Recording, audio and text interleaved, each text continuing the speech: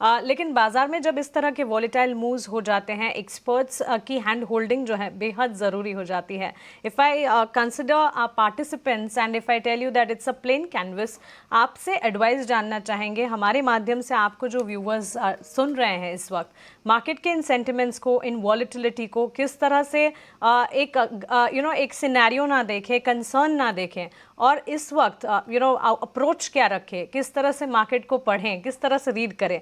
What would your take be on markets?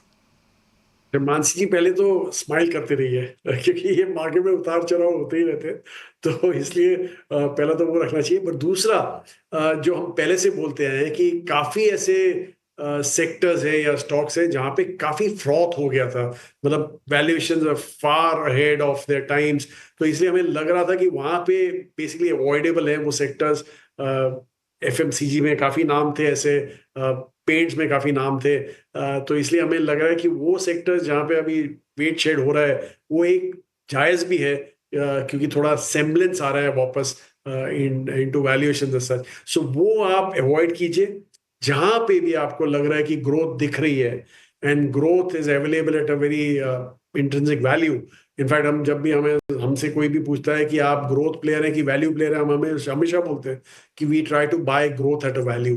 तो इसलिए वो आई थिंक एक कंसेप्ट आपके जहन में होना चाहिए और वही कंसेप्ट के साथ आपको प्ले करना चाहिए।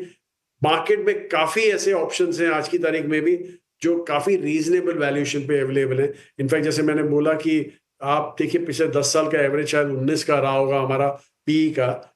तो 19 के पी पे आप देखें कितनी स्टॉक्स हैं एनएसई 500 में, तो कम से कम 100 के ऊपर तो स्टॉक मिल ही जाएंगे आपको। तो इसलिए you have to be very careful there and play it accordingly. आए हैं रिटेल बिक्री के आंकड़े आए, अनुमान 5% था वो 3% पर आया।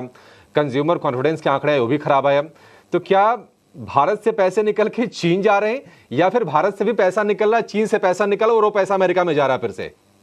जी, एक्चुअली एक्चुअली यही हो रहा है क्योंकि दोनों मार्केट्स हैं। आप देखिए चीन में भी कोई फ्लोज नहीं आ रहे हैं, वहां पे भी बाहर निकल ही रहा है पैसा।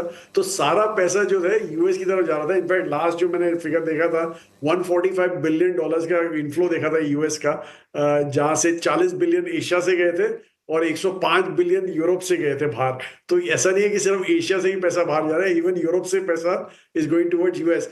तो और आप दूसरा ये देखिए कि डिस्पाइट द रेट कट्स, वहां के जो टी बिल्स हैं, मतलब ट्रेजरी 30 ईयर बिल जो अपना यूएस का टी बिल है, वो 4.6 के आसपास अभी कोट हो रहा है। आप सोचिए, risk free return, no tension of depreciation of any currency, वहां पे आपको 4.6% रिटर्न मिल रहा है।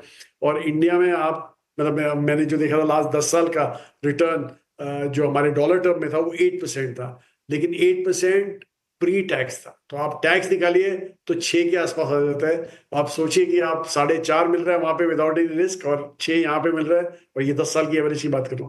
तो ऑब्वियस है कि इंडिया में आने के लिए थोड़ी मेहनत लगेगी। इसलिए, और चाइना तो खैर, आई don't think China is a market that कोई भी एफआई वहां जाना चाहे आज की तारीख में, क्योंकि काफी स्लो डाउन है वहां पे। In fact they going the Japan way, negative interest rates हो गए अभी वहां पे। तो आप सोचिए कि कैसे होगा वहां पे। So anyway, so that's what I don't think that's the market we are competing with. हम ज्यादा से ज्यादा आई थिंक यूएस से ही compete कर रहे हैं आज की